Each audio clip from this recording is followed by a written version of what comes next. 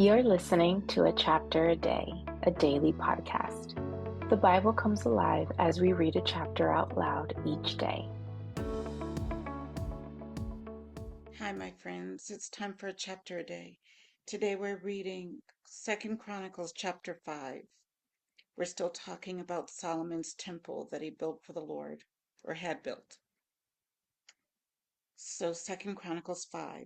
When all the work Solomon had done for the temple of the Lord was finished, he brought in the things his father David had dedicated, the silver and gold and all the furnishings, and he placed them in the treasuries of God's temple.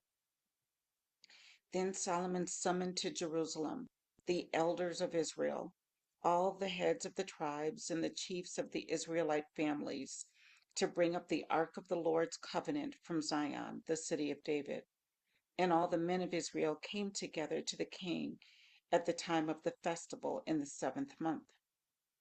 When all the elders of Israel had arrived, the Levites took up the ark, and they brought up the ark in the tent of meeting, and all the sacred furnishings in it.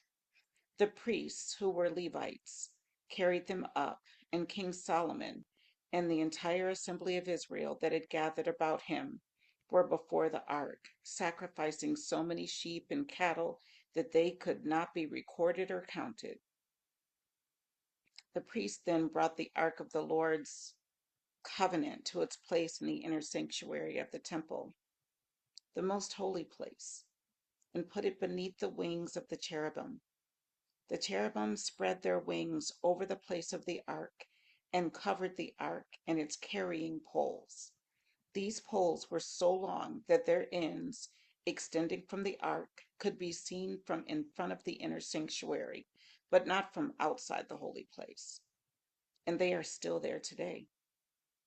There was nothing in the ark except the 2 tablets that Moses had placed in it at Horeb, where the Lord made a covenant with the Israelites after they came out of Egypt.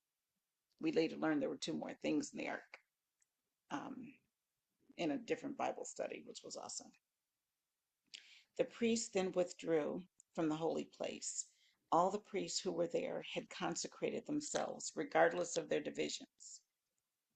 All the Levites who were musicians, Asaph, Heman, Jeduthun, and their sons and relatives, stood on the east side of the altar, dressed in fine linen and playing cymbals, harps, and lyres.